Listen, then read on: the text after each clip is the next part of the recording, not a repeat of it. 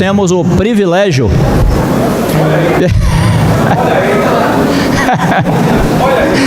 ele já me olhou já, viu? Nós temos o privilégio hoje que o Senhor nos concedeu e está nos concedendo de ouvir a palavra do Senhor através do nosso irmão Marcelo Arjones. Já faz mais de 2 anos que ele não tem esse privilégio, não é assim? Então hoje, graças a Deus, nosso irmão está conosco. A gente vai orar e passar a palavra para o nosso irmão, amém? Mas eu insisto com os irmãos assim: vamos precisar do silêncio, da acomodação dos irmãos para poder começar a reunião em paz, tá certo? Senhor, mais uma vez te agradecemos por continuar na tua presença nessa manhã. Queremos agora, Senhor, ouvir a tua voz na tua palavra. A tua palavra é o que nos edifica. A tua palavra põe em ordem o nosso ser. A lei do Senhor é perfeita e restaura a alma. Por isso, Senhor, te pedimos a misericórdia, a graça de nos fazer ouvir a tua voz na tua palavra nessa manhã através do nosso irmão. Reconhecemos a limitação de quem fala, de quem ouve. Se o Senhor não edificar a casa, em vão trabalham os edificadores. Por isso que o Senhor venha capacitar o nosso irmão a falar, capacitar nossos ouvidos a ouvirem, e o Senhor nos edifique, nos fale nessa manhã, para a glória do teu nome. Desde já colocamos mais uma vez esse ambiente nas tuas mãos, que o Senhor mesmo venha nos aquietar na tua presença, que o Senhor mesmo venha nos livrar de toda perturbação das trevas e de tudo aquilo que nós mesmos podemos produzir. O Senhor nos abençoe para a glória de Deus, em nome de Jesus. Amém. Irmãos, estão comigo os avisos? Nosso irmão Arjones, fique à vontade em nome de Jesus.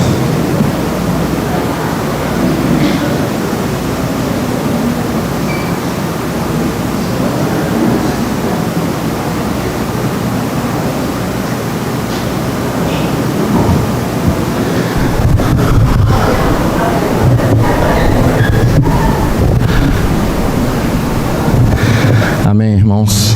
A graça e a paz da parte de Deus, nosso Pai, e do nosso Senhor Jesus Cristo, seja com todos.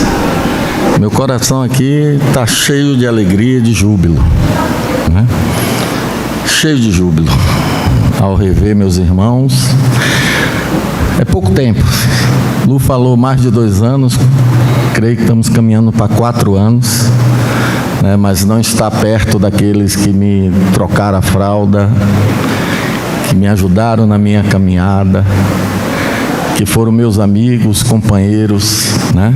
Meus amados irmãos que estão aqui, minhas irmãs senhoras, que eu sei que não esqueceram de orar por mim, por minha família, né? Sei que os nossos nomes estão escrito nos joelhos dessas irmãs, sempre oram por nós, tenho certeza, e ver todos os amigos que aqui estão, né? E essa amizade que foi construída, não em um botequim, mas de uma história de lutas, batalhas, alegrias, tristezas, né? E o Senhor pôde consolidar, fortalecer essa amizade, esse companheirismo, né? E podermos dizer, somos irmãos verdadeiramente em Cristo Jesus. Então é com muita alegria que eu estou aqui nessa manhã, né? Em rever todos vocês, né? Cada um de vocês tem uma parcela na nossa história de vida, e isso nos traz muita alegria. Os irmãos perguntaram se eu tinha algo no coração para poder partilhar. Eu compartilhei domingo passado lá com os irmãos de Lauro. Tinha um assunto, mas o que está forte no meu coração é voltar a tocar naquilo que foi tocado ali.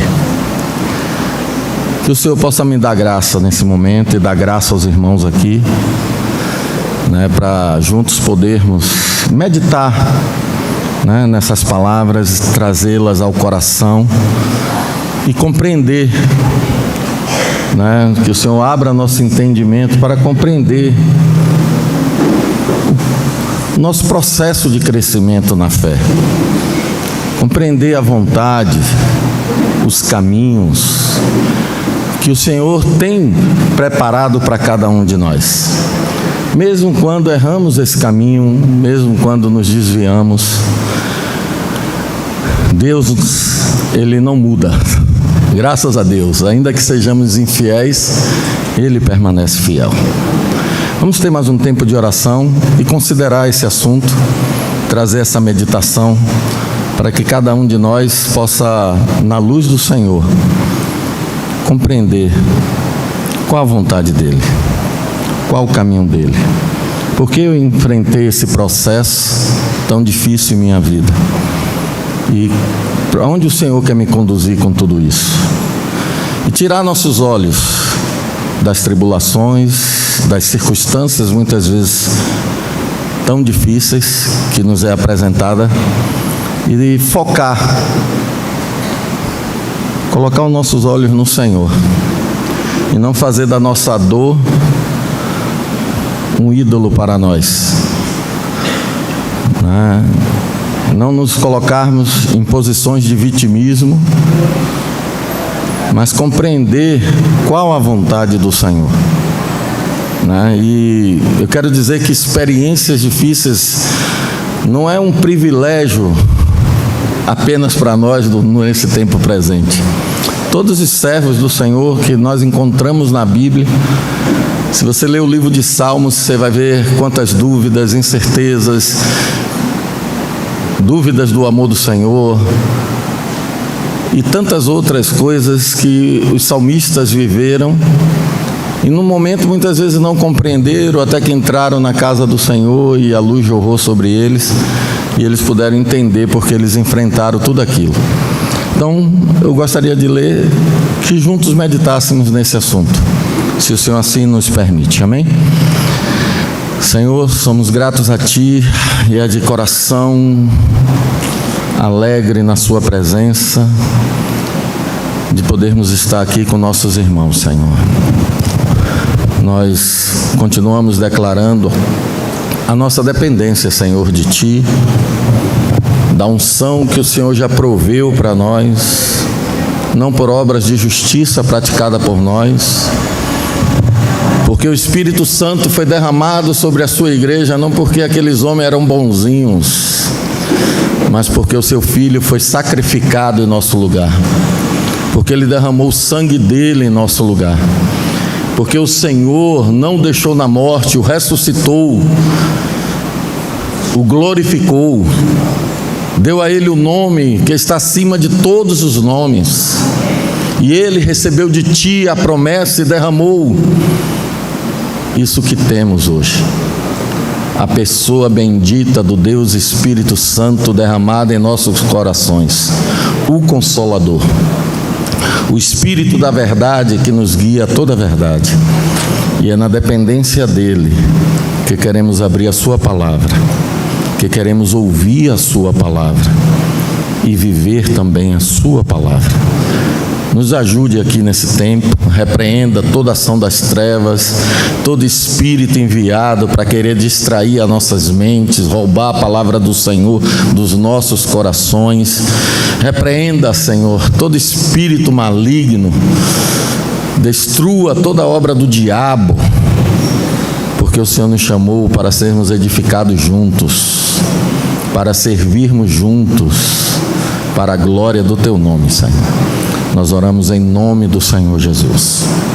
Que nossos pensamentos nesse momento, Te rogamos, Senhor, que pelo poder do Teu Espírito, traga a centralidade de Cristo. Leve os nossos pensamentos cativos à obediência do Seu Filho. E não nos deixe estar distraídos. Em nome do Teu Filho amado Jesus. Amém. Irmãos, eu gostaria de abrir nossas Bíblias em João 13.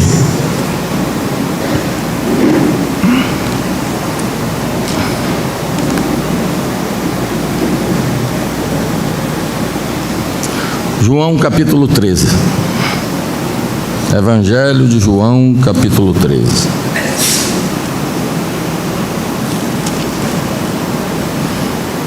Há dois momentos nesse livro que o amor de Deus é proclamado com ênfase para os nossos corações. O primeiro momento é João capítulo 3, verso 16. Deus amou ao mundo. E se você está aqui nessa manhã e ainda não entregou o seu coração a esse amor, ainda não viu o Salvador que te amou, a palavra do Senhor, a palavra dele proclama para você: Deus amou o mundo, amou você de tal maneira que deu seu Filho unigênito, para que todo aquele que nele crê não pereça, mas tenha a vida eterna. Assim, o amor de Deus é anunciado para o coração da humanidade. Assim, o amor de Deus, ele abrange a todos os homens, porque Deus deseja que todo homem se arrependa e chegue ao pleno conhecimento da verdade. Mas esse amor, ele não vai impedir de que, em um dia preparado por Deus, um dia em que Ele há de julgar todos os homens, um dia em que a ira de Deus será revelada, esse amor não irá impedir de você estar debaixo do juízo de Deus. E quando os livros se abrir, se seu nome não estiver lá, que destino terrível você terá. Por quê? É porque Deus não ama? Não, é porque você rejeitou o amor.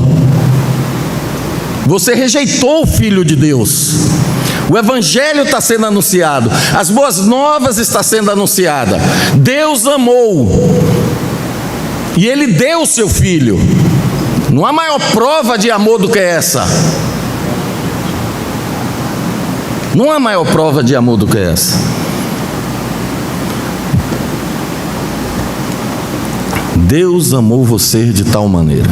Deus me amou e amou a cada um de nós que está aqui nessa manhã. E pela graça dele, entregamos nossos corações a ele. E o dia da ira fomos livrados. Graças a Deus, irmão, isso não é pouca coisa não. Valorizemos esse amor.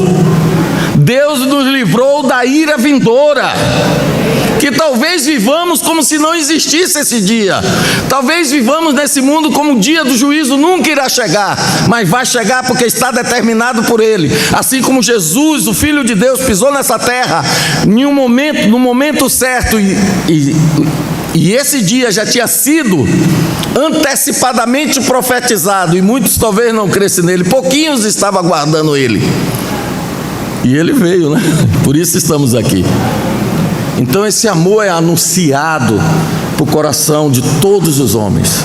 Deus não quer que ninguém pereça. Ele quer que todo homem se arrependa e possa chegar ao pleno conhecimento da verdade. Aqui no início, o Evangelho de João inicia para a humanidade, para os homens em si, o amor de Deus.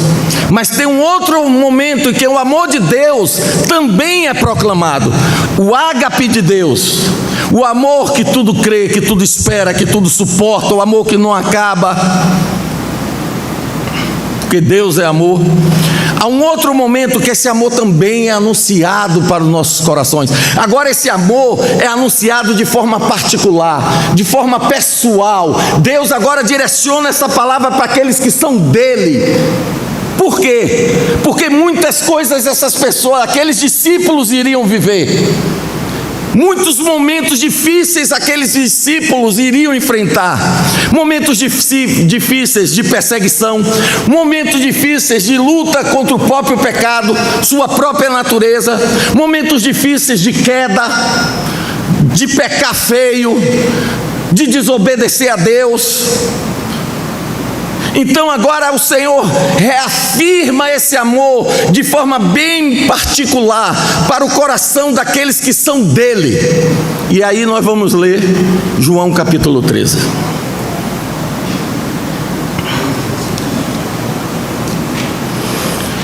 E eu gostaria de enfatizar algumas palavrinhas aqui. Antes do dia da festa, da Páscoa, sabendo Jesus, grave isso em seu coração, sabendo Jesus, que era chegada a sua hora. Nós temos um grande problema, é que nós não compreendemos muitas vezes que Jesus sabe. Nós muitas vezes não compreendemos que é chegada a nossa hora.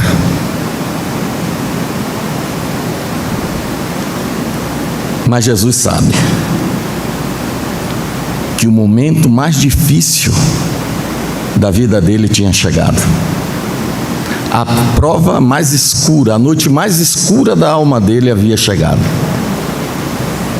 Ele sabia. De passar deste mundo ao Pai. Agora ele vai falar de uma forma que essa ênfase aqui é para aqueles que estariam reunidos com ele e todos aqueles que creram no seu nome, do presente, do passado, do presente e daqueles que virão a crer ainda, tendo amado os seus, amou-os até o fim.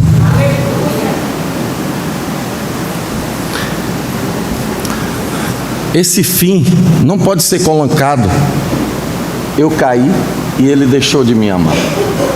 O amor de Deus terminou por mim. Esse fim aqui apresenta para nós a totalidade do amor de Deus para conosco. O amor que nunca nos abandonará, que nunca nos deixará, tendo amado os seus, amou-os até o fim. Ele não desiste de você.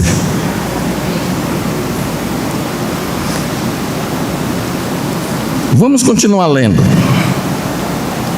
Vamos pular para o verso 3. Sabendo Jesus que o Pai lhe dera todas as coisas sabendo Jesus que o Pai lhe dera todas as coisas nas mãos, que saíra de Deus e que a Deus voltaria. Jesus, ele sabia quem ele era, irmãos, e ele sabia a quem ele pertencia, ele sabia o que o aguardava. E muitas vezes nós não sabemos, nós não acreditamos na nova identidade que Deus nos deu diante das circunstâncias. Jesus sabia quem ele era, o momento que ele iria viver aquele momento sabendo quem ele era, e que todas as coisas foram entregues nas mãos dele, e ele iria voltar para o Pai. E como isso é importante na hora das lutas, você saber de quem você é. Vamos para o verso 11.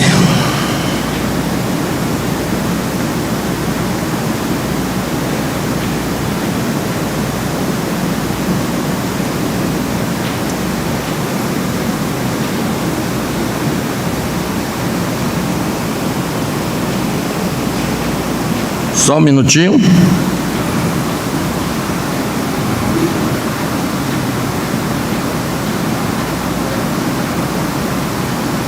É verso 11 mesmo, perdão. Porque sabia ele quem o entregaria.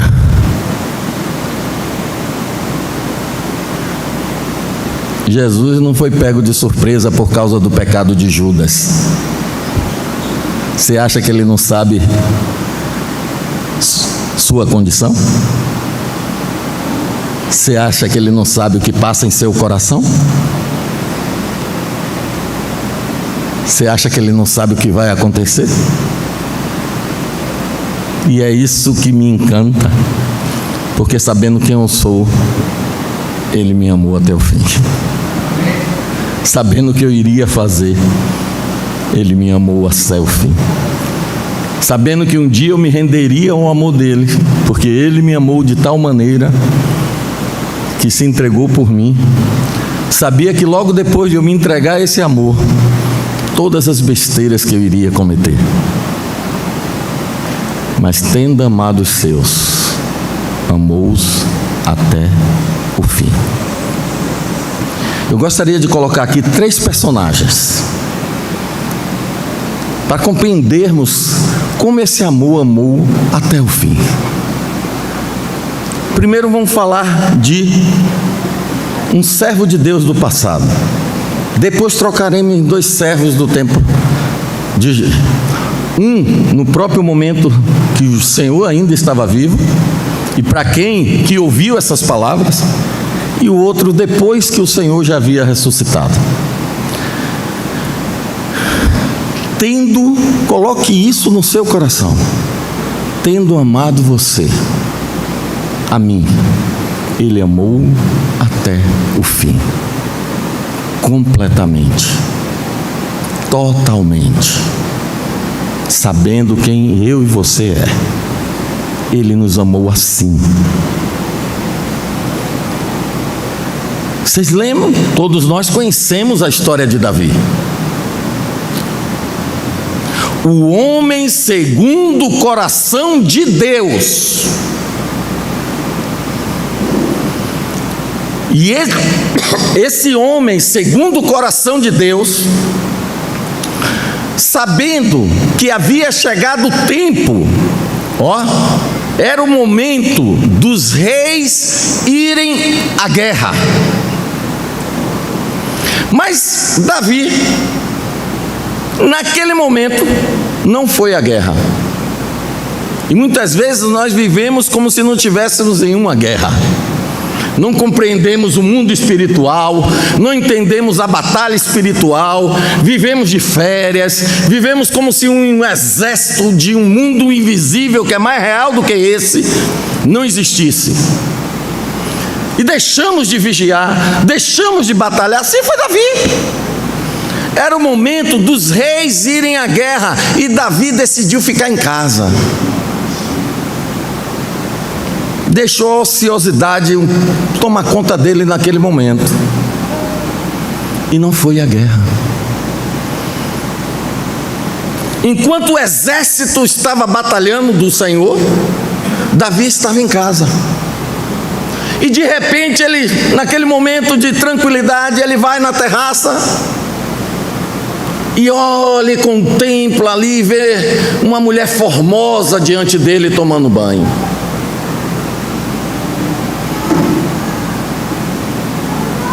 E na falta, se tivesse na guerra não tinha acontecido aquilo. E na falta daquela vigilância, Davi manda buscar aquela mulher formosa e a toma para si. De repente vem a notícia: a mulher que você tomou, Betseba, está grávida.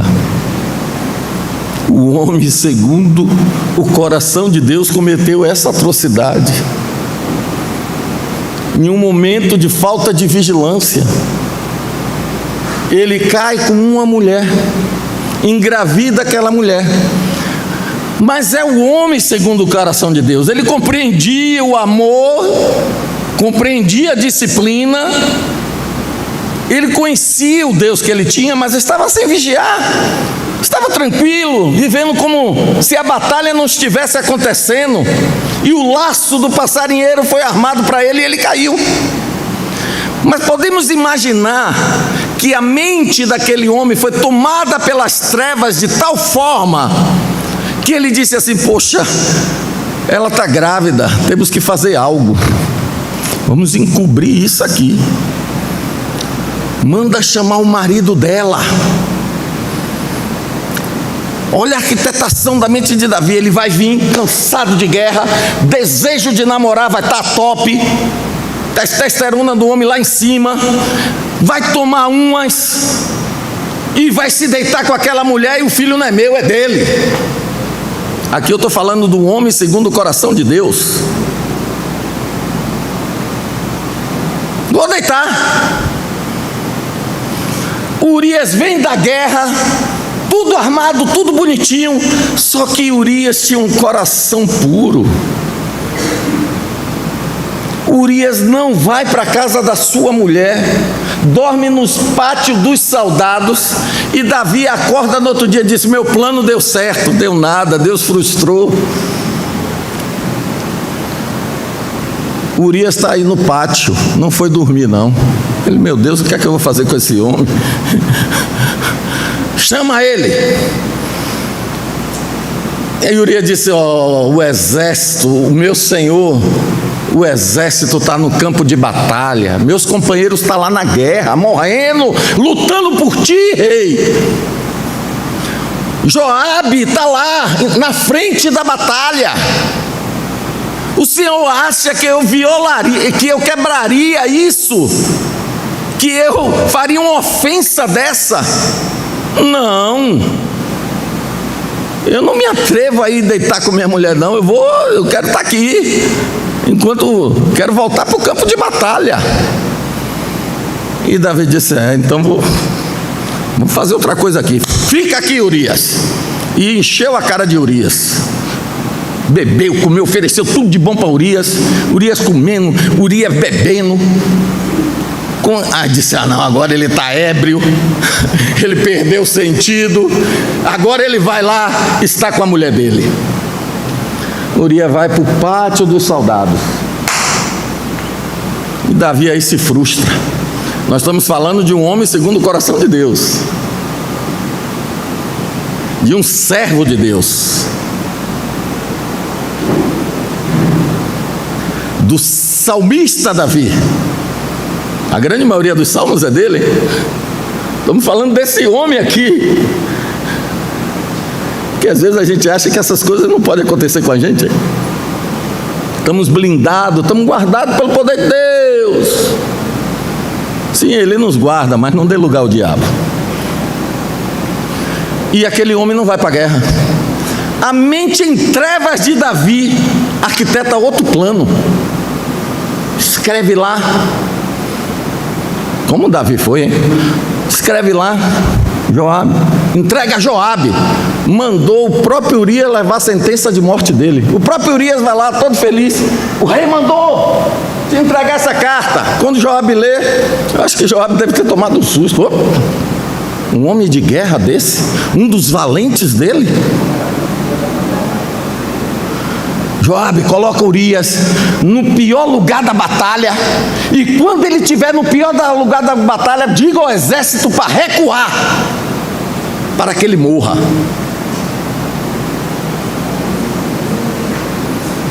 E assim aconteceu. Só que as trevas no coração dele, e ele se endureceu pelo engano do pecado. Ele perdeu os salmos, ele perdeu a alegria. O pecado endureceu os ossos dele. Ele perdeu a presença de Deus. A unção que estava sobre ele saiu. Não dentro dele, hein? Sobre ele saiu. Mas ele não via nada, ele estava em trevas. E estava lá na casa dele. Quando chega quem? Natã, pessoa do Espírito Santo. Vamos botar aí representando ele. Chega Natã e diz: rei, ele manda: rei, entra que agora eu vou entender o que é que está acontecendo. Que ele não falou isso, né? E Natã diz assim: rei, quero contar uma história para o Senhor. Tinha um homem que cuidava da sua cordeirinha, levava a sua cordeirinha no colo, dava comidinha, tratava tão bem aquela coisa, ele só tinha aquela cordeirinha que ele amava e cuidava. Mas rei, tinha um rico, um outro homem rico, que tinha um rebanho, tinha posses, tinha tudo que queria. E chegou alguém para visitar o homem rico, e ele toma a cordeirinha daquele pobre, traz que eu vou oferecer para que o meu amigo possa comer. Na hora que ele começou a definir, Davi levanta: me diga quem é esse homem, porque ele vai morrer agora. Antes de morrer ele vai ter que pagar tudo. Aí Natan para ele e diz assim: esse homem é você.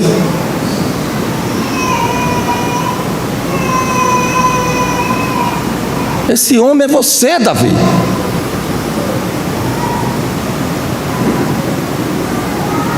O semblante caiu.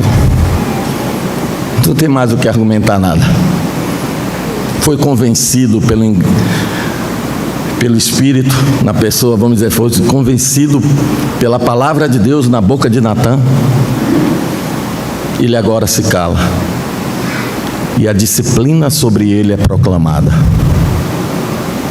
Você fez isso às escuras, mas o seu descendente vai fazer em plena luz, para todo Israel ver a vergonha que você vai passar.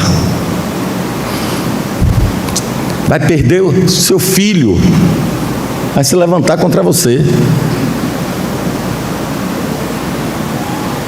A disciplina foi dura. Deus disse assim: eu não tenho nada a ver com o pecado dele, é meu homem, é um servo segundo o meu coração, é o rei ungido por mim, mas eu não tenho nada a ver com o pecado dele, ele vai pagar pelos erros dele. E a disciplina veio pesada. Absalão se levanta contra o próprio pai, parte em direção para matar Davi, toma o trono de Davi, e Davi murchinho, irmãos, cada homem valente de Davi matava 1000, todo mundo murchinho, saindo da cidade às pressas, com medo de morrer. O pavor, o medo tomou conta do coração dele. E o arrependimento vem ao coração dele. E ele diz assim: enquanto eu calei, Salmo 51, enquanto eu calei, os pecados endureceram meus ossos. Deus, não retira de mim o teu espírito, restaura de novo em mim a alegria da salvação que eu perdi. Pequei contra ti somente eu pequei. E temos esse salmo, ele volta a salmodiar a Deus no arrependimento da alma dele. E ele sai daquela cidade de cabeça baixa, humilhado. E aí no caminho se apresenta Simei. E Simei começa a pegar pedra e jogar sobre ele. E Simei começa a proclamar e dizer assim: você é homem de sangue. Você começou a acusar Davi da morte de Saul. Não tinha nada a ver, não era aquele momento. Se meteu onde não devia, mas se meteu e começou a jogar pedra. E muitas vezes a gente vê irmãos passando por situação, abrimos nossa boca igual a de Simei, falamos o que não devemos, porque não sabemos o tempo, o momento e a hora que Deus permitiu que aquele irmão enfrentasse aquilo. E depois nós vamos ver um que abriu a boca inadvertidamente, o que aconteceu. Vamos chegar nele. Por não entender, mas Davi entendeu o tempo. Davi sabia quem ele era. E Davi sabia que o momento havia chegado do seu quebrantamento e da sua humilhação. E a gente não compreendemos isso. O tempo. E Simei começa a jogar pedra naquele homem, pedra e sobre pedra. E aí os homens, os valentes, cercam Davi, para que nada acontecesse com Davi. Aí Abisai, filho de Zeruia, se levanta e diz assim: ó, dá-me uma palavra tua, diga que eu vou arrancar a cabeça desse cão agora. Olha a afronta que ele está fazendo a ti. E Davi, baixadinho assim, diz assim, ó, com aquela voz que tenho eu contigo, Abisai. Se Deus mandou ele me amaldiçoar, que ele amaldiçoe. Quem sabe o Senhor não transforma, porque as misericórdias do Senhor duram para sempre. Quem sabe ele não transforma essa maldição em bênção. Davi compreendeu o tempo. Ele estava sob a mão disciplinar do Senhor. Não adiantava ele lutar, não adiantava ele querer brigar pelo trono, não adiantava ele querer matar os seus inimigos, porque a mão disciplinadora do Senhor estava sobre ele. Saul não compreendeu o tempo e lutou contra a disciplina, e lutou contra a rejeição do Senhor, e foi rejeitado de vez. Davi se submete. Ele conhecia quem estava lidando com ele, irmãos. O pecado não apagou o conhecimento de Davi de Deus, não. Ele sabia quem lidava com ele naquele momento, e ele se submete. E porque ele se submete, Deus devolve o trono para Davi, restaurado. Eu espero que entendamos o tempo, que não desperdicemos energias, que não lancemos palavras no momento. Submete, porque as misericórdias do Senhor duram para sempre. Submete. Não adianta lutar, não adianta resistir. Quebra cerviz, quebra o coração duro. Não permita que o engano do pecado endureça o coração. Submete ao Senhor, se coloca no chão, olha para aquele que te ama até o fim. O amor do Senhor por Davi foi até o fim. Davi entendeu a mão que estava lidando com ele, e o amor não mudou. A qualidade do amor de Deus por Davi não diminuiu, porque Davi cometeu essas atrocidades. Não, mas Deus não poderia deixar de julgá-lo, de discipliná-lo, porque ele disciplina todo filho que ama, a todo filho que recebe. Submete, irmãos. Deixa Deus avançar. Não resiste, não endurece o coração, não deixa de perdoar. Às vezes Deus permite tragédias mesmo, permite. Não é o que Ele quer não, mas a nossa condição humana, agimos muitas vezes igual a Davi. E o que nos cabe é, curvar e se sujeitar à palavra dele. Curvar e se sujeitar aos sentimentos que brota do Espírito. Se é para perdoar, perdoa, porque Deus mandou perdoar. Para que resistir? Você está impedindo, você está criando uma barreira para o seu crescimento espiritual, para você avançar mais um pouco, conhecer mais um pouco, porque muitas vezes situações acontecem para provar nosso coração, muitas vezes, se vamos avançar na nossa vida cristã, ou se vamos ficar na periferia da vida espiritual, com o nosso coração duro, olhando e idolatrando o sofrimento que estamos vivendo, tirando os olhos do Senhor.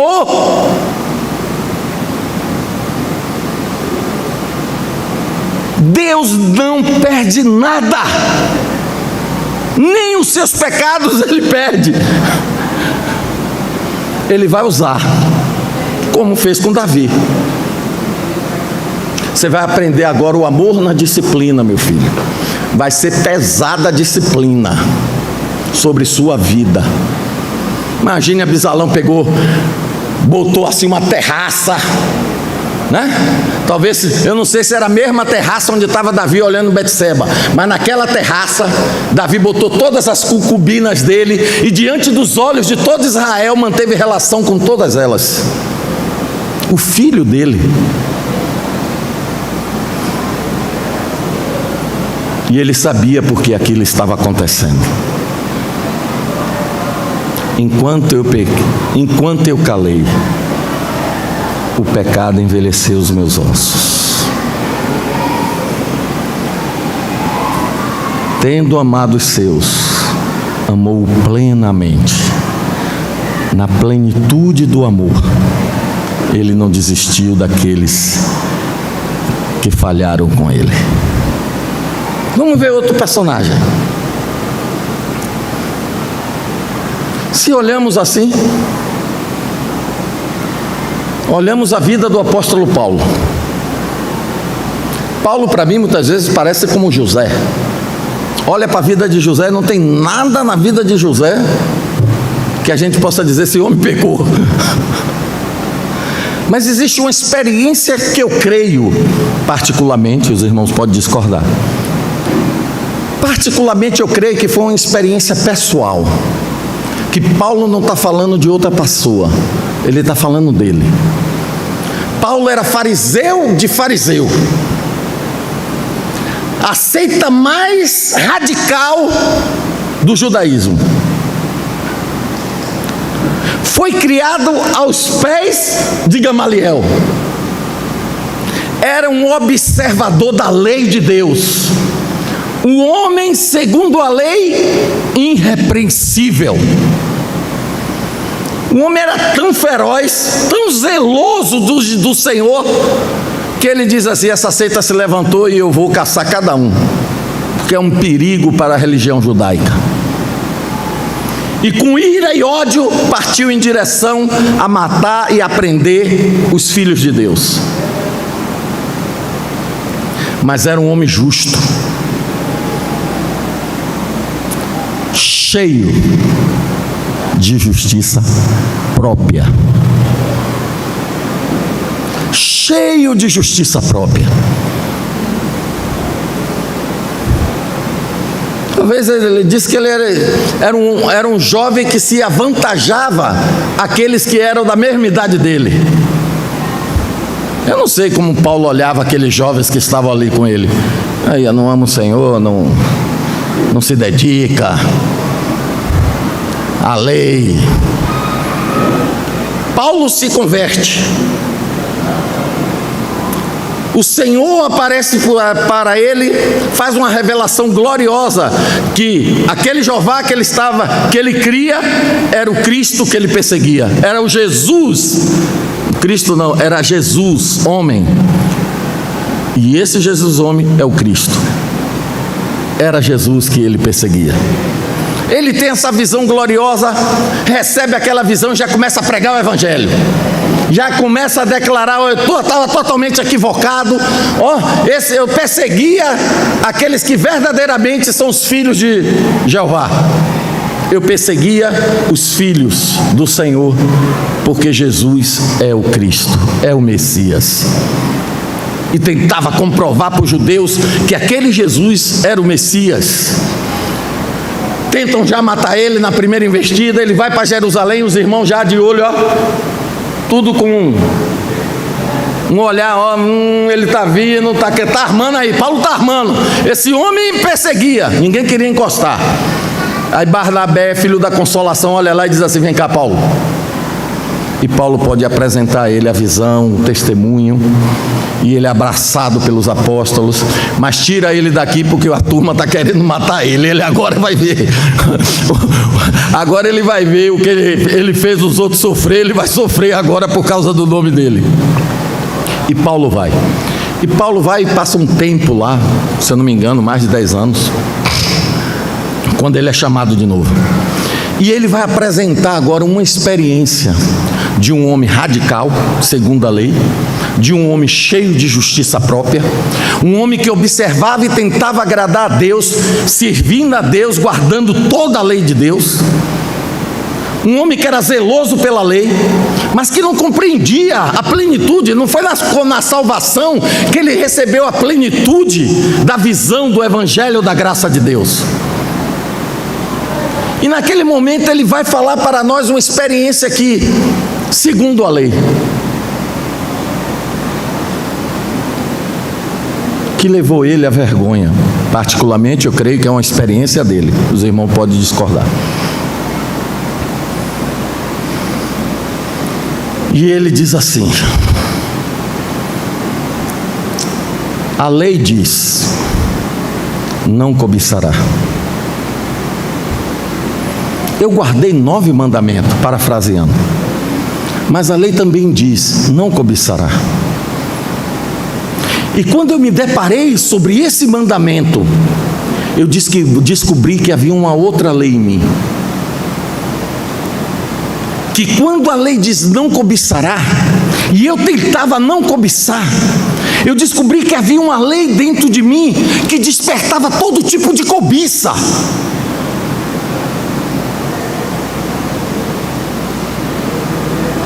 Mas eu queria guardar esse mandamento, mas a lei dentro de mim impedia que eu guardasse esse mandamento. Estou parafraseando aqui, os irmãos podem ler capítulo 7 de Romanos. Eu queria agradar a Deus na minha força natural, eu queria guardar os mandamentos do Senhor na minha carne, mas descobri que agora dentro de mim se levantava todo tipo de cobiça, e eu na minha mente eu era escravo da lei de Deus, eu amava a lei de Deus, mas descobri que na minha carne eu não conseguia fazer o que os meus pensamentos queriam.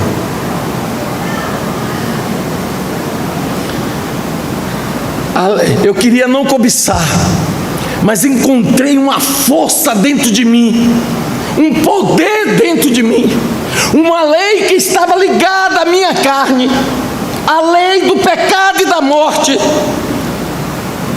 e eu não conseguia agradar a Deus, eu não conseguia fazer a vontade dele guardando o último mandamento, guardando um simples mandamento que dizia, não cobiçarás. E houve uma batalha interna, ninguém via, ninguém conhecia essa batalha, porque ela era interna, ela estava dentro de mim, porque na minha mente eu queria agradar o meu Senhor, aquele que me amou e apareceu para mim. Eu queria ser zeloso segundo a lei,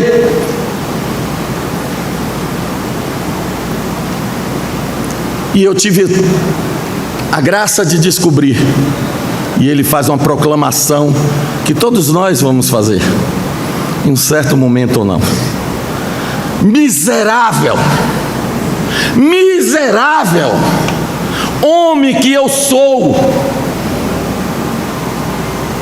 porque eu tenho prazer na lei de Deus, eu quero sim viver para Ele, obedecer a Ele, fazer a vontade dEle, servir a Ele, mas encontre meus membros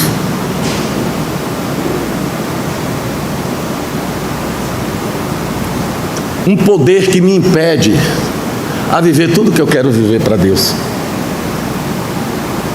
E não adianta, porque por mais que eu me esforce, por mais que eu me consagre, por mais que eu me dedique, na minha força, na minha carne, eu não vou agradar a Deus. Eu não consigo. Eu sou um miserável. E graças a Deus por essa experiência, porque tendo amado os seus, o Senhor amou até o fim. Não é só experiência que diminuiu o amor de Deus por Paulo. Não, essa experiência pôde levar Paulo a reconhecer quem de fato ele era. Por isso que ele diz: eu não tenho uma justiça segundo a lei, que procede de obras. E por insistir ali, humilhado, por causa do poder da lei do pecado e da morte, diante do Senhor ali, buscando compreender, ele não fugiu, ele não disse assim: não consigo vencer isso mesmo, eu vou me entregar a esse pecado, eu vou me entregar à cobiça. O Senhor não me ama.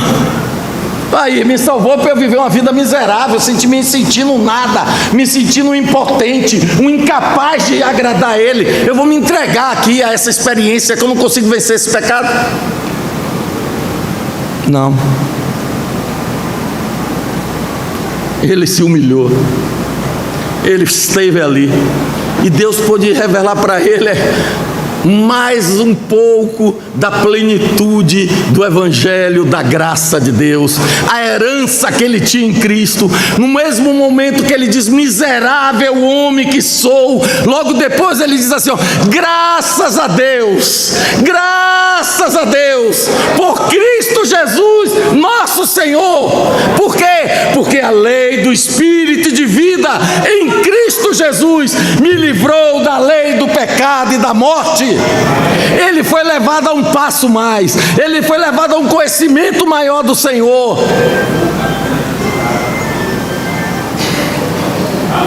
Ele experimentou a herança que ele tinha em Cristo Jesus e pôde nos dar Romanos capítulo 6, 7 e 8, que deve ser uma meditação nossa.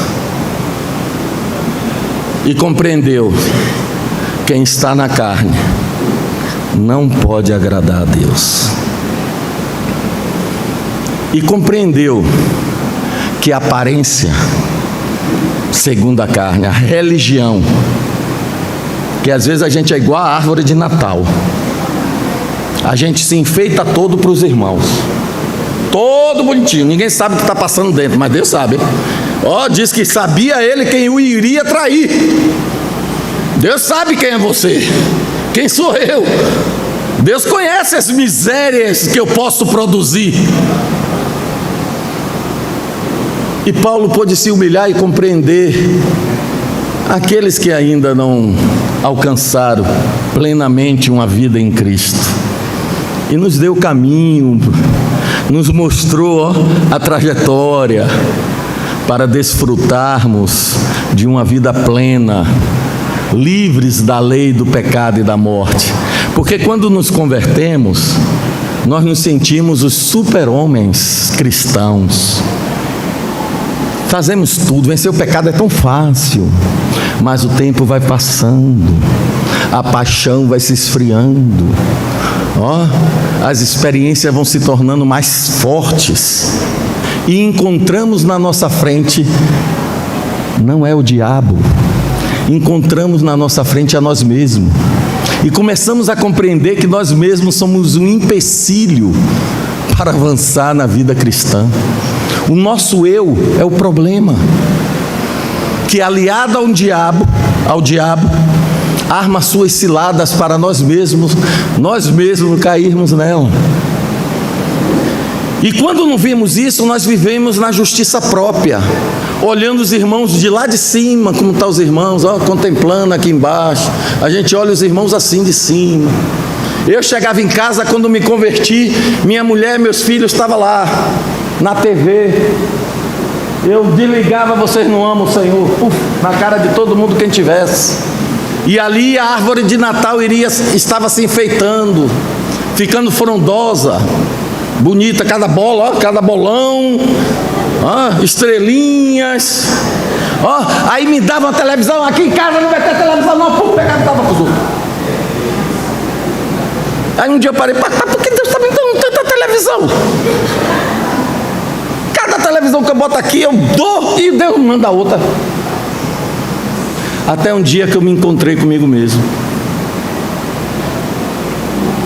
e eu saí tão cabisbaixo da minha ação, do que eu tinha cometido, que eu disse: eu não amo o Senhor.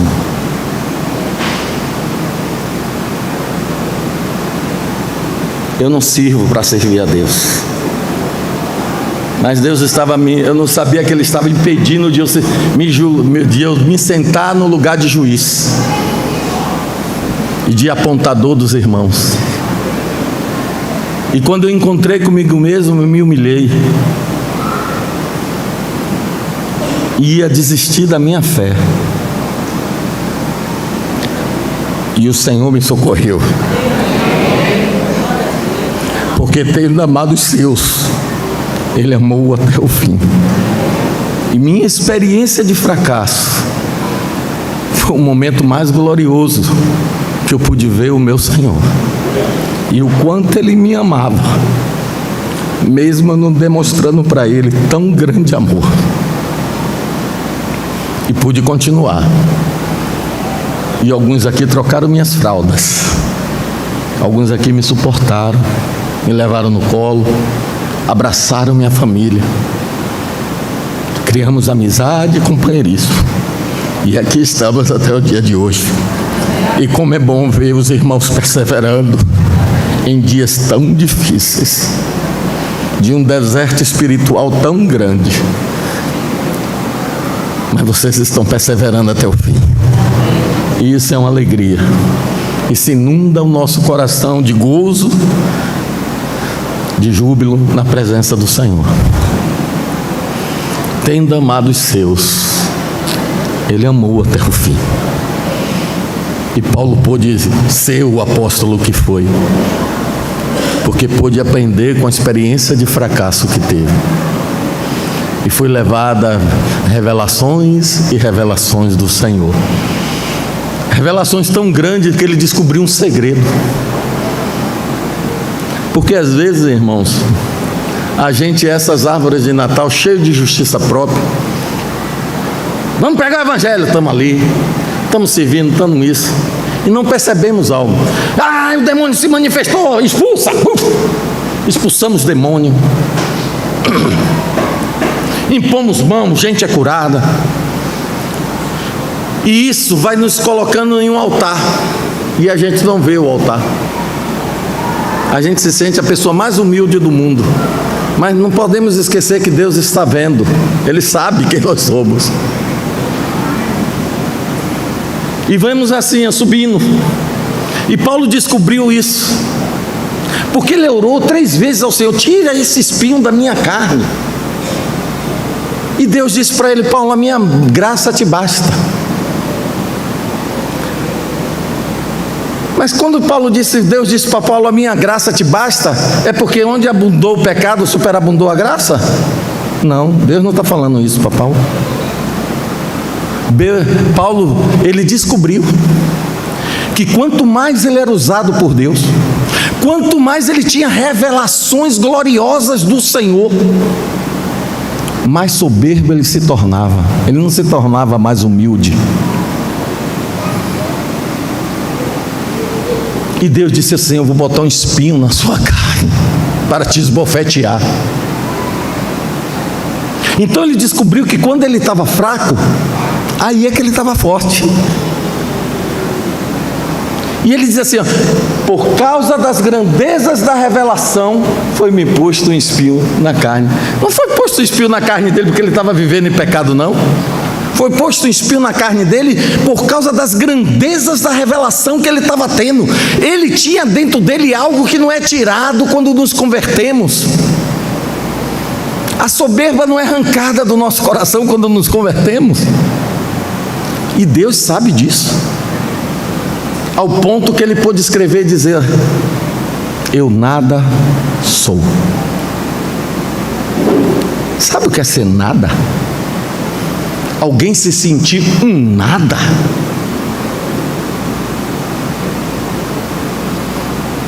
E ele não falou isso como uma árvore enfeitada, não. Ele falou isso porque ele teve a experiência.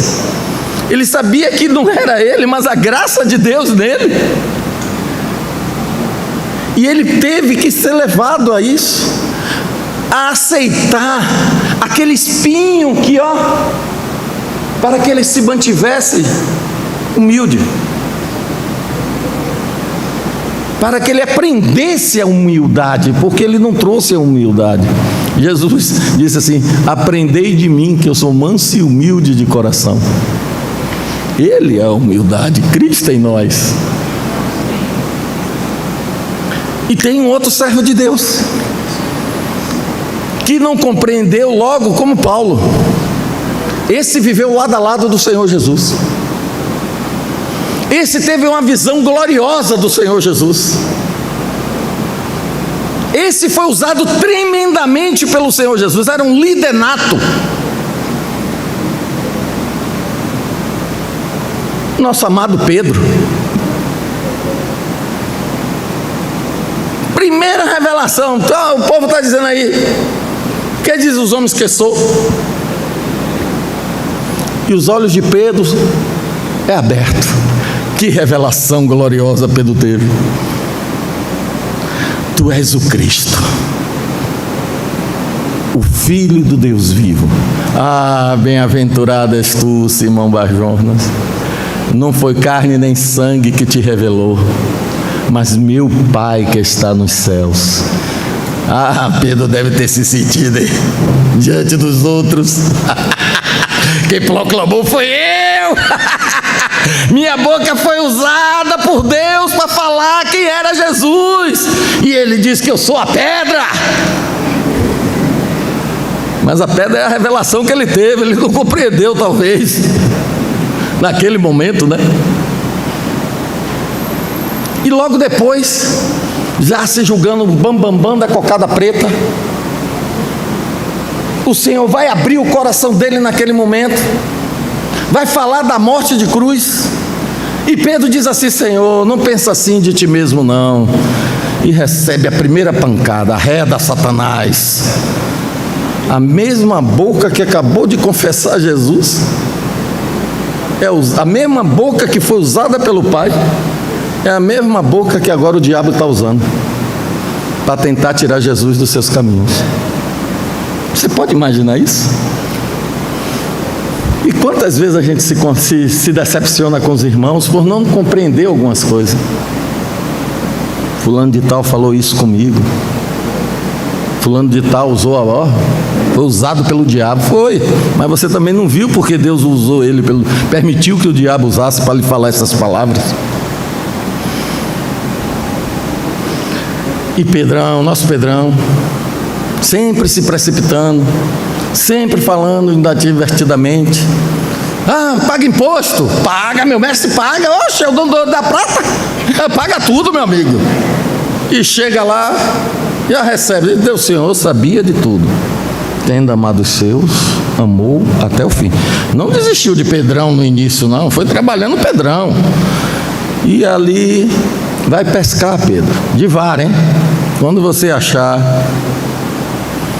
o peixe, vai estar lá uma moedinha, e você vai pagar por mim e por ti. E lá vai Pedro. E lá vai Pedro. E Pedro sendo usado, os discípulos sendo usados pelo Senhor. Senhor, os demônios nos submetem por causa do seu nome.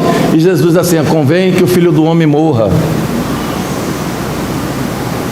Não compreendiam. Os olhos estavam fechados ainda. Que autoridade Jesus nos deu. Os demônios se submetem. Pessoas estão sendo curadas. E vai eles caminhando. Daqui a pouco o pau quebra entre eles. Quem é o maior aqui? Quem é o maior? O nível que estavam sendo usados por Deus era o mesmo nível que o orgulho subia lá dentro. Quem é o maior aqui? Eles não conseguiam ver. Jesus, os olhos dele estavam fechados, porque não conseguiam compreender o caminho da cruz. Mas o Senhor os amou, e os amou até o fim. O Senhor precisava falar isso para eles. Isso precisava ficar registrado, porque eles iriam encontrar eles mesmos logo depois daqueles momentos. E naquele momento, o orgulho subindo em alta, aí o Senhor traz eles para aqui e diz assim: olha, o maior no reino é servo, hein? Quem quer ser grande tem que ser pequeno, hein? Quem quer governar tem que saber que tem que ser escravo dos irmãos, hein? O Senhor começa a colocar os parâmetros do reino. E para aqueles que queriam alcançar, servir os irmãos, eles vão. Pensa que ali, mesmo com as palavras duras do Senhor, até a mãe, parece que a mãe de Tiago e João chegou para eles assim: corre, vai logo, porque senão Pedro vai tomar tudo, hein? Corre logo. Chega lá e diz logo para Jesus: Senhor, quando vierem no teu reino, deixa uns ficar à direita e outro à esquerda. Vocês não sabem o que vocês estão pedindo. Sabemos. Vocês podem passar pelo que eu estou passando, que eu vou passar? Podemos. A língua, meu Deus do céu. Guarda, temos que dizer todos os dias, igual o salmista: Senhor, põe guarda a porta dos meus lábios, para eu não pecar contra ti. Língua felina, bravas vivas do valente. E quem aprendeu mais com a língua vai nos ensinar sobre ela. Porque tendo amado os seus, amou até o fim. Chega o momento exato que agora o Senhor iria passar para o Pai. O Senhor sabia o que estava para acontecer. Eles não sabiam. Tudo cheio de si, sentaram primeiro e os pés sujos na mesa. Aí vem o Senhor, tira sua roupa, sua túnica, pega uma bacia. E eu acho que ficou todo mundo estatalado assim.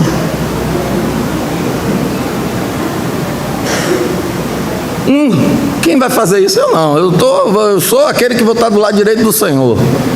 Não, e eu sou aquele que vou estar do lado esquerdo. Não, eu foi que tive a revelação.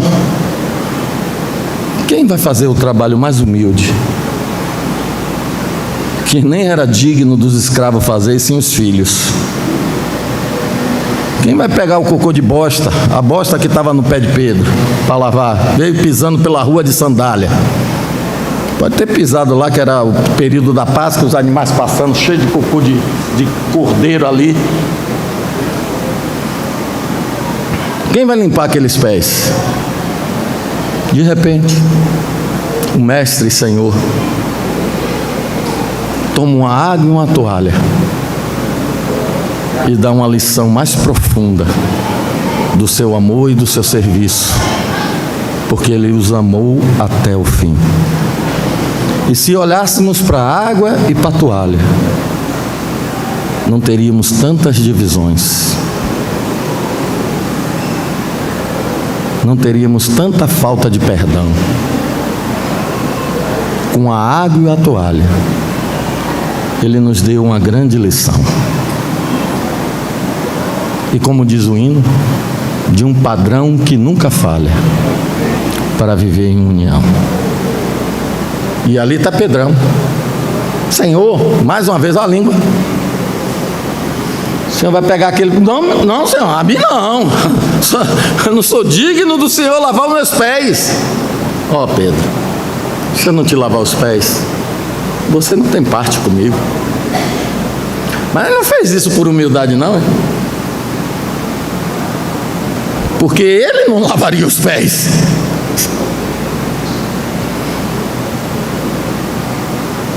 Sendo aquele que teve a revelação do Senhor, eu vou lavar o pé de Marcelo Alves?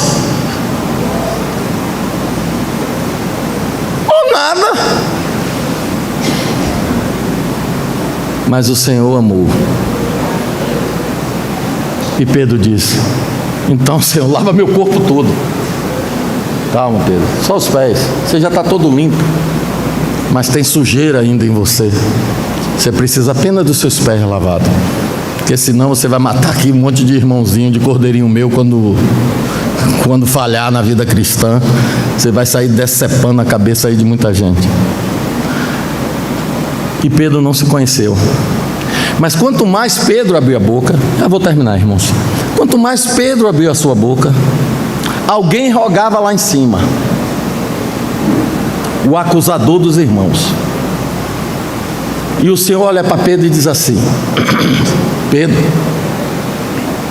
Satanás rogou ao Pai para te peneirar. Eu não vou te guardar. Praticamente eu vou parafrasear. Eu roguei ao Pai para que nesse momento a sua fé não desfaleça, tendo amado os seus, sabendo que Judas o havia de trair, sabendo que todos o iriam negar, o abandonar, blasfemar. Ele amou os seus. Ele te amou, irmão. Ele te ama até o fim, na totalidade e qualidade do seu amor. Não é um fim de ponto final. Ele te amou até o fim, ponto. Nesse ponto aqui. Depois você caiu, o amor. Não. Ele tem um objetivo conosco.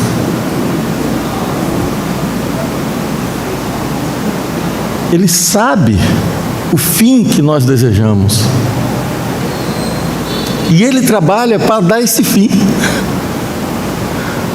O dia em que você será apresentado, transformado, com um corpo semelhante a Ele, e todo o universo irá contemplar os vencedores, aqueles que são dele, sua família, aqueles que se sentarão com Ele no seu trono.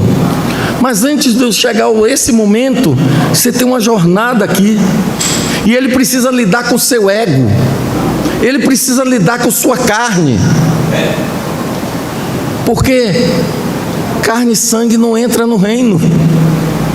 Ele precisa lidar com você. Circunstâncias estão chegando, você tem que tirar os olhos de você, você tem que parar de se idolatrar e olhar para Ele, olhar o que Ele quer fazer, qual é a vontade dEle, qual é o caminho dEle para você, por que Ele está permitindo você enfrentar, ou por que você caiu. Será que você tocou em algo? Porque Pedro tocou em algo. E o Senhor disse assim, ó, Satanás vai te lançar para cima, vai pegar uma peneira e vai fazer assim com você, ó, lançar você para cima. E a minha oração é que quando você desça, a palha vá toda embora, mas você permaneça.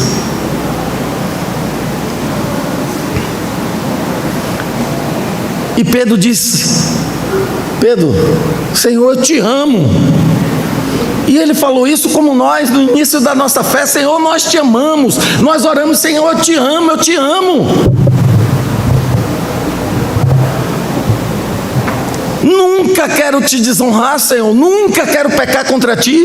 O Senhor me amou. O Senhor deu a sua vida por mim, tu és o bem mais precioso que eu tenho, eu nunca quero te ofender. Mas começamos a olhar os outros de cima.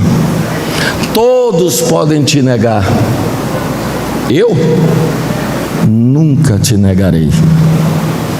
Nunca te negarei. Ó Pedro, antes que o galo cante, tu me negarás 3 vezes. Rapaz, o poder, a fraqueza de Pedro era tão grande que eu não acredito que ele esqueceu desses antes do galo cante. Ele não resistiu, ele não teve forças para não negar o Senhor. E diante de uma criada,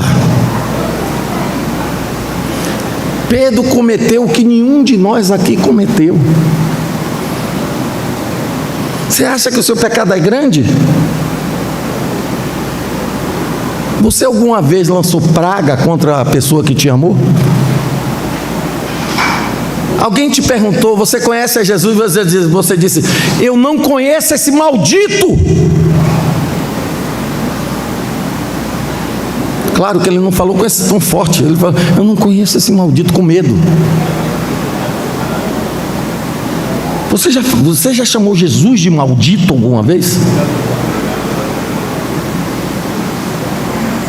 Você já lançou pragas contra Jesus?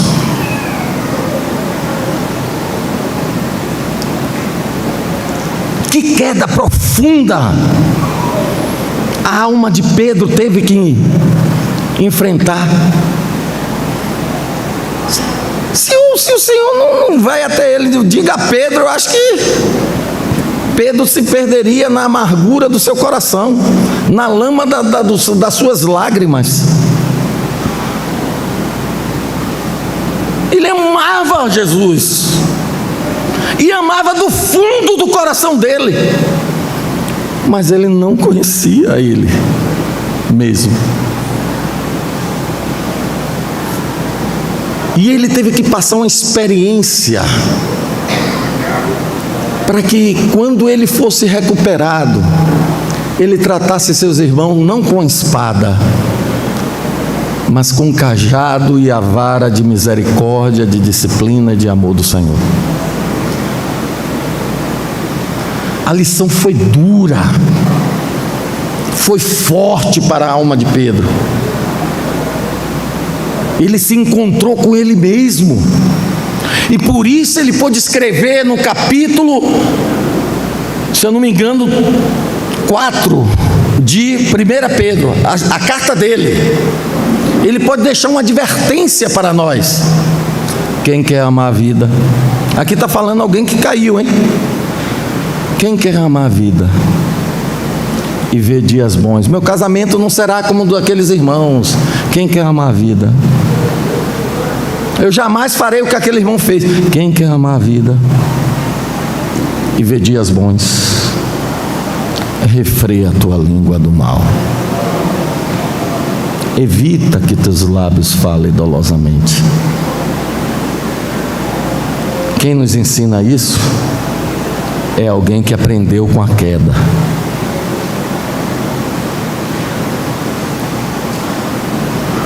Mas o Senhor o amou, sabendo que Pedro haveria de praguejar e amaldiçoar a ele. Isso foi dito antes que todos o abandonassem. Isso foi dito antes que Pedro o negasse. Isso é dito no momento que todos eles, o Senhor sabia o que estava para passar com ele, mas os discípulos não sabiam, mas o Senhor sabia. Então, tendo amado os seus, mesmo sabendo tudo que eles iriam fazer, ele os amou até o fim. Ele não desistiu de nenhum deles. Ele não deu as... Pedro, tu me negou, tu é fraco demais, hein? Não. Quando ele ressuscita, vai a Pedro, fala para ele que eu estou aguardando ele, e diz também que o Senhor apareceu pessoalmente a ele e o restaura. Mas Pedro ainda tímidozinho, né? Já agora não, a boquinha caladinha, tranquilito. Ó, o Senhor me restaurou. Eu devia estar ali naquela reunião que Deus reuniu os 12 ali, os 11, né? Ele deveria ter até se escondendo atrás de alguma, mesmo restaurado, mas com sentimento: eu não sirvo mais, o Senhor não vai me usar mais. Eu o neguei, sou muito fraco para ser usado por ele. Eu fiz algo tão feio que eu não sirvo mais para servir a ele. Eu agradeço pelo perdão que ele me deu, mas não tenho a menor condição de servi-lo outra vez, de andar com ele. E de repente, quando ele está lá na beira da praia, um barco ali, ele olha para aquele barco e diz, talvez, conjecturas, pode ter passado na mente dele: um dia ele disse que eu seria pescador de homem. Mas esse serviço não é para mim. Eu não tenho mais condições. Eu sou muito fraco para servir a ele. Eu vou pescar. Eu vou voltar à minha velha profissão. eu vou pescar novamente. Eu não sirvo mais para ele. E os outros também que abandonaram Jesus, todo mundo na deprê, como diz, né? Todo mundo ali. Ainda bem que o Santo dos Santos está aberto, né? E eu espero que a gente saiba disso, hein? Quem sabe que o lugar da presença de Deus está aberto para todos nós aqui? Todos os irmãos têm ciência disso? Todos os irmãos têm ciência que você pode 24 horas estar no divã de Deus? Você sabe onde é o divã de Deus? Deus tem um divã para você. E aqui, quando eu digo isso, não é anulando o trabalho de psicólogo, de psiquiatra, não. A medicina daí. Mas eu quero dizer para você que você tem um divã chamado Santo dos Santos, que você pode entrar a hora que você quiser, e que o incentivo é tão grande que Paulo diz assim, ó, tenha ousadia. É tão grande que quem escreveu Hebreus diz assim, tem intrepidez, porque o acesso a essa presença te é dado não pela sua justiça própria, não pelas boas obras que você faz, mas pelo aquele que rasgou o véu de alto a baixo. Ele que nos convida a entrar. O sumo sacerdote abriu o caminho para que esse corpo de sacerdotes possa entrar no lugar santíssimo e aí viver. Entra nesse divã e passa as horas aí sentado com o sumo sacerdote da nossa fé. Passa horas com aquele, sabe o que ele diz assim, ó? Ele pode se compadecer dos ignorantes e dos que erram. Por quê? Porque ele foi tentado em todas as coisas. Ele sabe o que você está passando. Não tem lugar melhor para você abrir seu coração. Entra, não deixa acusação, não deixa Satanás barrar o caminho com acusações. Você tem algo que já foi posto. O sangue de Jesus está disponível para você. Esse sangue, ele lhe limpa completamente de todo e qualquer pecado. Você entra não com a mente debaixo de acusação, porque nós já vencemos o acusador por causa do sangue. O acusador vai querer lhe acusar, vai querer colocar um peso sobre você, uma carga que Jesus já levou. Ele está dizendo, venha a mim com intrepidez, achegai-vos a Ele, aproximai-vos dEle. Ele está convidando você, Ele sabe quem você é, Ele lhe conhece, Ele não desistiu, não. Sabendo Jesus, Ele sabe,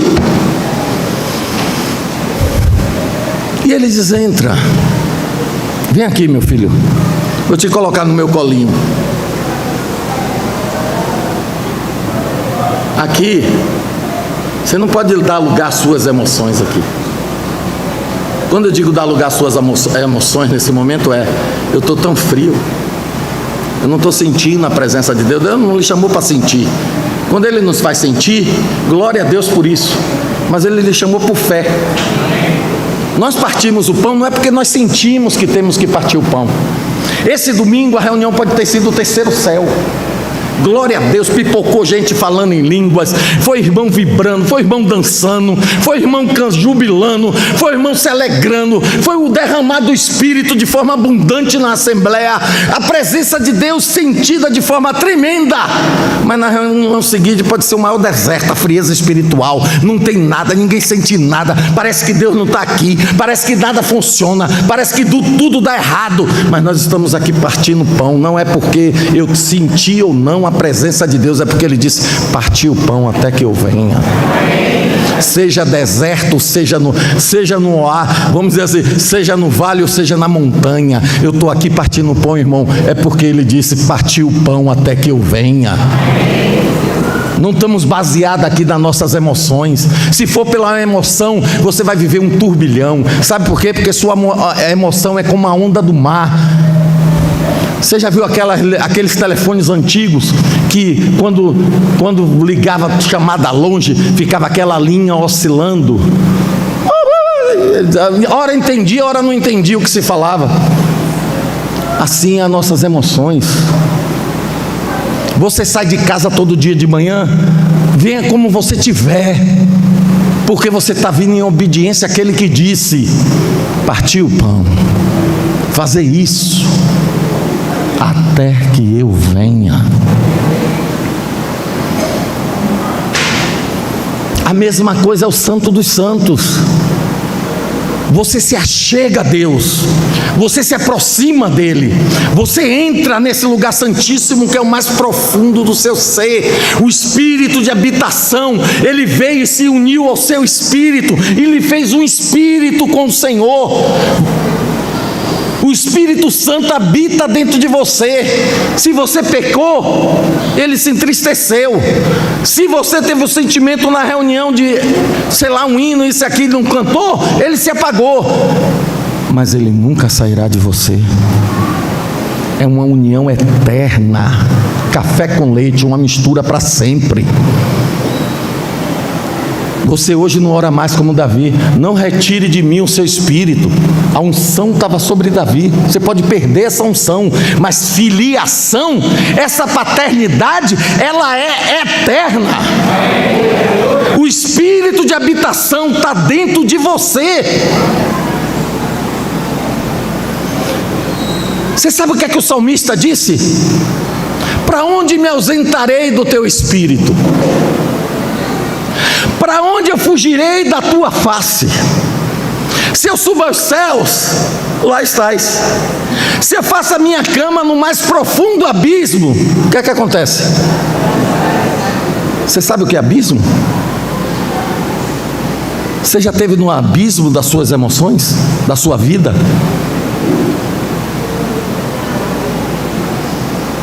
No mais profundo abismo. Nunca vai te abandonar, irmão. Ele nunca vai desistir. Ele começou uma boa obra. Você pode estar no mais profundo abismo. Aí está papai. O que precisamos? O que necessitamos? Aprender dele. Tirar os olhos. Ou banir a idolatria de nós mesmos. Ah, eu não posso sofrer, eu não posso passar isso. Ah, o irmão meu mendeu. Ah, isso, ah, aquilo. Tudo é circunstância. Tudo são as pessoas. Colocamos culpa em tudo, menos em nós mesmos, que temos que chegar e cair e dizer assim: Senhor, é o meu eu.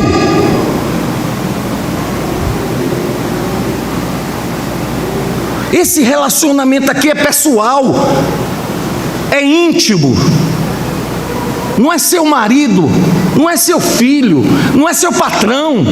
Não, esse relacionamento aqui é pessoal, é ele e você e ele, tendo amado os seus, particularmente a cada um deles, ele amou até o fim. Sua fé não pode ser negociada porque alguém te ofendeu, porque o irmão falou mal de você, porque alguém disse isso, porque meu filho fez isso, porque meu marido me agiu assim.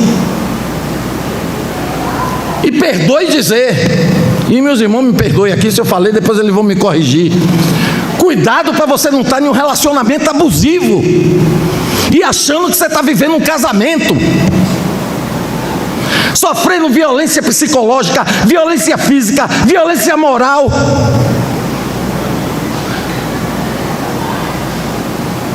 Cuidado. Vá ao Senhor.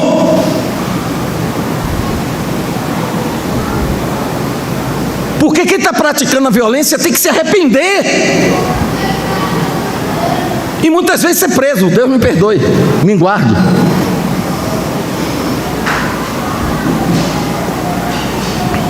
E chamamos de casamento. Não segundo o coração de Deus. Isso não é casamento. Chama de cududo. a se arrepender, buscar um casamento segundo o Senhor, viver na luz do Senhor. Casamento tem problema, casamento tem luta, são dois egos que estão vivendo juntos, e os dois querendo ser rei.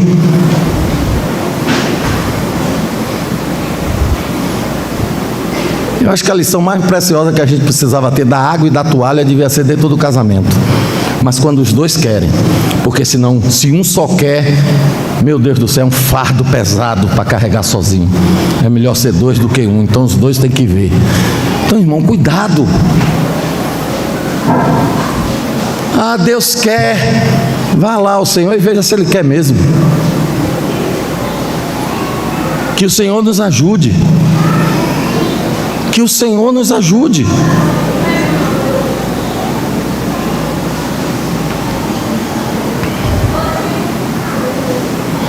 A não viver algo que não está no coração de Deus. Mas precisamos juntos. Juntos. Olhar aquele que nos amou e nos amou até o fim. Nunca vai desistir de nós. Nunca vai nos abandonar. Estará conosco todos os dias. E é Ele que se põe ao teu lado e diz: levanta, olha para mim. Os meus caminhos é mais alto do que o de vocês. Que o Senhor nos ajude. E nós temos a restauração de Pedro. Agora para o serviço do Senhor. Pedro, tu me amas? Agora esse homem que falava, né? Ele termina só com a frase: tu sabes que eu te amo. Tu conhece todas as coisas. Tu conhece meu coração. Eu vou afirmar que eu te amo com amor ágape. Um amor que eu estou disposto a morrer até o fim. Eu não sei se eu te amo com amor de irmão. Filéu. Porque Deus pergunta a ele com amor filéu, amor de irmão. O Senhor não pergunta a ele com amor ágape, não. Ele só faz dizer: tu sabes, Senhor, que eu te amo. E temos Pedro restaurado, abrindo a boca diante de soldados e sacerdotes e proclamando: me foi a graça de sofrer, foi-me dada a graça de sofrer essas chicotadas por causa do nome dele. Agora ele aprendeu onde estava a verdadeira força. Que o Senhor nos ajude, irmãos. Que possamos juntos aprender o caminho do Santo dos Santos. Aí é o lugar mais alto, mais grande. Aí é o lugar aos pés do Senhor, onde você deve abrir o seu coração. Senhor, me ajude a olhar o Senhor e não idolatrar o meu sofrimento. Me ajude a ver o Senhor. Me ajude, Senhor, a sair desse abismo, porque o Senhor está comigo. Eu não consigo sair dessa situação de pecado. Eu não consigo vencer os desejos da minha carne. Me ajude a ver o que Paulo viu. Abre meus olhos. Por quê, irmãos? Porque Ele amou a cada um de nós até o fim. Até o fim. Plenamente. Ele amou a cada um de nós. Que o Senhor nos ajude a compreender a trajetória do nosso crescimento espiritual. Os caminhos que nos é apresentado pelo Senhor na sua vontade, para trilharmos o amadurecimento espiritual. E bendito seja Deus, que tem dado perseverança aqui. Depois de 4 anos eu volto e vejo a face dos meus irmãos. Louvado seja o nome do Senhor. Perseverando. Tem erros? Muitos. Tem que avançar? Muito. Mas o Senhor, Ele nos amou até o fim. Até que Ele venha, estaremos aqui partindo o pão em memória dEle. Que o Senhor nos ajude. Jesus é o Senhor, irmãos.